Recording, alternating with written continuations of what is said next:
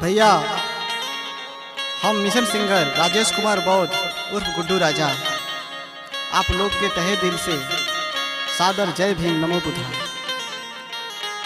ये हमार पहला चैता बाबा साहब का भीम चैता जा रहा बा RK स्टूडियो जमानिया गाजीपुर से रमेश भैया के देख रेख में आई चैता का आनंद ले और ले तो फिर से जन्मावा ए बाबा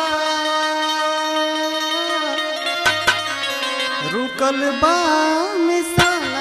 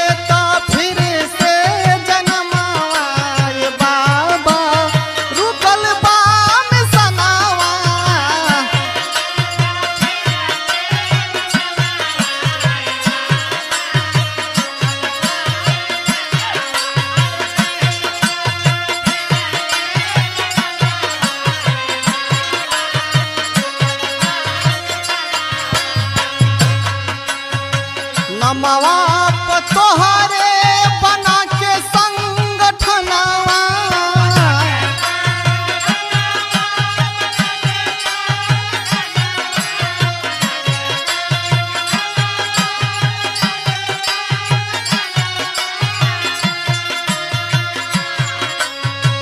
पद पैसा के चक्कर में रहे नितना दनावा।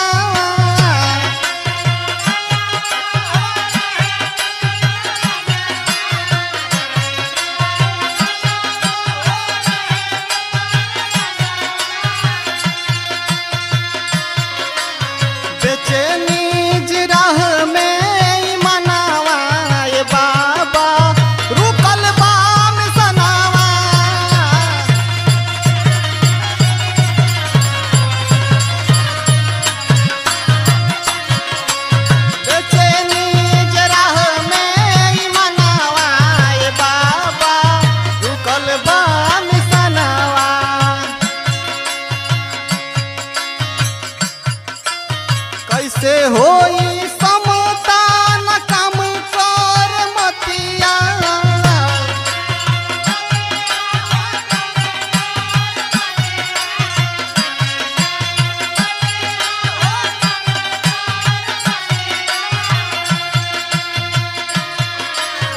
अपन महासभवा बनावे हर जतिया।